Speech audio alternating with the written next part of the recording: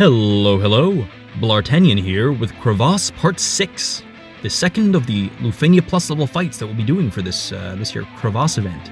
Special GL Anniversary exclusive, woohoo!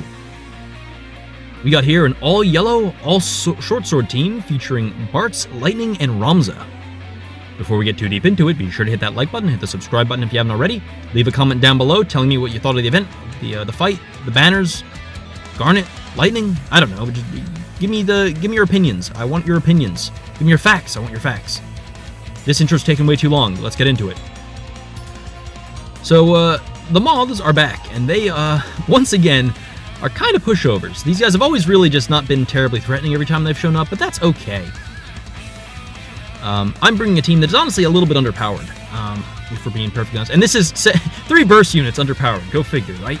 The reason I say that is because Ramza is at this point a rather old unit. You're not going to be seeing a whole lot of Ramza outside of like really dedicated Ramza aficionados. You know who you are. In Lightning, I did greener, and even if I did, not the greatest position right now. Still functional, still capable of clearing content, but it's one of those classic cases of a lot of effort for comparably less payoff. I was kind of theorizing on this, and I think Vayne might out-damage Lightning over the long run, as like a turn-hogging rebreaker.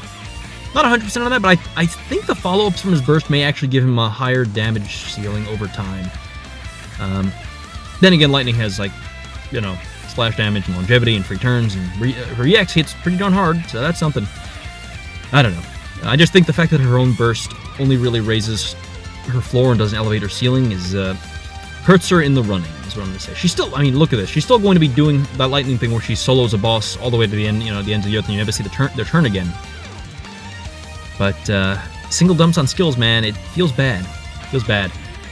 Speaking of single dumps, actually, this entire team is mostly single dump attacks. We got Lightning with her non-plus skills being single dumps. We have Ramza with his, most of his kit being single dumps. We have Bartz with, he has splash damage, but this is a single target fight.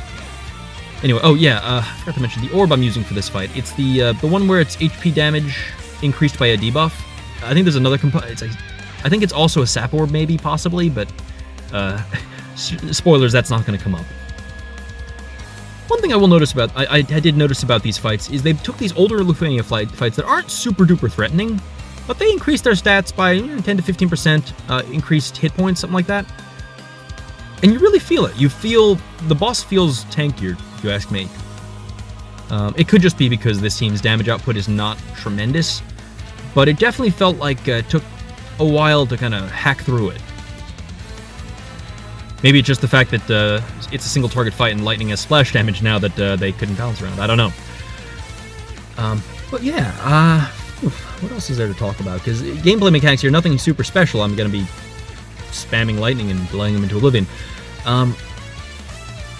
I talked about in my last video how I really appreciate the design of this event and how it lets players kind of stretch into their roster and figure out what they have available.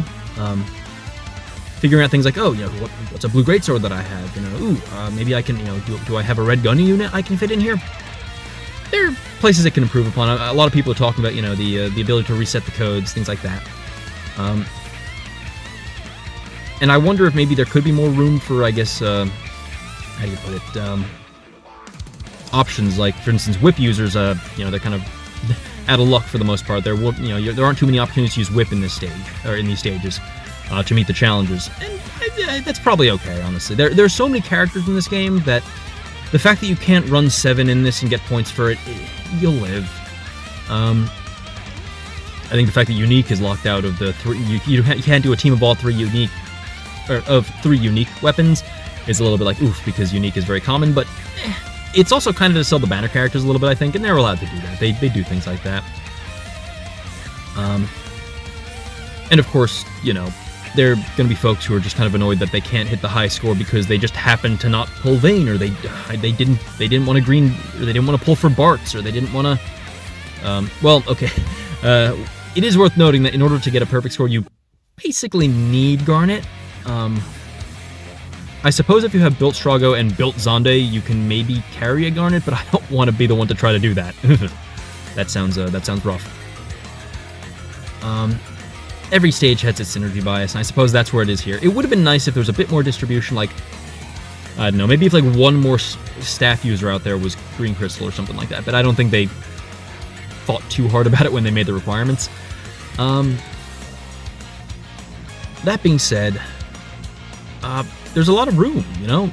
As I think I mentioned toward the end of my last video, in order to get those 300 points, so long as you use all 5 of those alternate orb conditions on the 5 Lufania fights, you're basically there. Then you just kind of mix and match some crystals and some weapons to suit the teams you're bringing, and you should hit 300 easily and get all the rewards.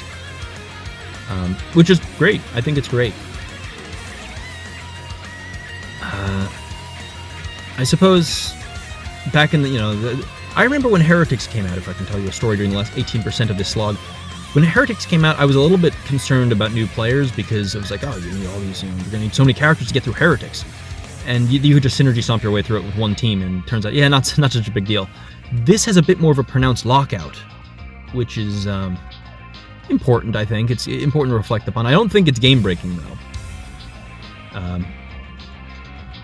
Because at the end of the day, like, this isn't supposed to be a one, you take one team and plow through all content forever. I think there's a lot to be content that forces players to really grapple with and expand their roster. Not expand their roster, but appreciate the expansion of their roster and appreciate all the tools they have at their disposal. I think that's good for people. For the new players out there wishing they can complete this event in full and not able to, first of all, I'm sorry to hear that. It's bad timing, and I hope that your future experience is more positive. If it makes you feel any better, I didn't complete my first Heretic because I just didn't have enough characters for it. You grow as a player and you get more things, and even if you miss out on some resources as you're new and you're getting there, by the time you've caught up and are doing endgame content and all that junk, you'll have plenty of resources to spare, so you'll get there. Anyway, thank you for watching to the end. I hope you enjoyed. I'll see you in the next video, which will be uploaded very soon. 50 turns, gross. And we'll be closing this event out with one last showcase. Adios.